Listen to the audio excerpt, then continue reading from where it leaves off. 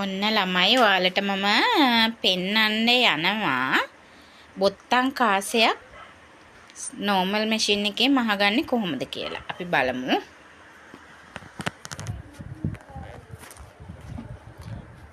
මුලින්ම මාක් කරගන්න ඔයාලා. මට නම් අර ඒක මේ ඇස්මානෙට හුරු නිසා මම මාක් කරන්නේ නැහැ. ඊට පස්සේ මේ සාමාන්‍යයෙන් අපි මහන විදියට ගේජ් එක අඩු කරගන්න ඕනේ. මැස්මේ ප්‍රමාණය අඩු කරගෙන මහන විදියට මහන්න තියෙනවා.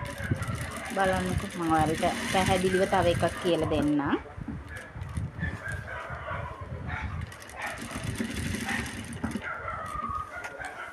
මේ බලන්න. මේ බලන්නකෝ.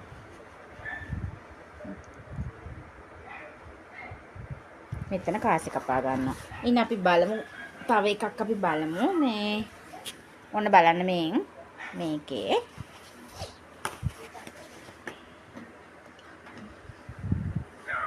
මේ බලන්නකෝ. ඔන්න මේ වගේ ගේජ් එක ලං කරගෙන ඒකේ උඩ නූල් කොටවල් 3ක් නැත්නම් 4ක් යනවා. ඊට පස්සේ අපි අක්ෂයට හරවලා එතනත් මෙහෙම නූල් කොටවල් 3ක් ගිහින් ඊට පස්සේ ආය මේ විදිහට නූල් කොටවල් 3ක් නැත්නම් 4ක් යනවා. ඊට පස්සේ ආය මේ පැත්තට ගා ගන්නවා. ඊපස්සේ අපි මේක ට්විස්ටර් එකෙන් කපා ගමු. මේ බලන්නකො පැහැදිලිව පේනව නේද? මේ තියෙන්නේ මහගත් එක. පේනවා හොරයි දරෑ නිසා පේනවා අඩුවේ. මේ බලන්න. මේක දැන් අපිට මෙතන මැදින් කපා ගන්න තමයි තියෙන්නේ.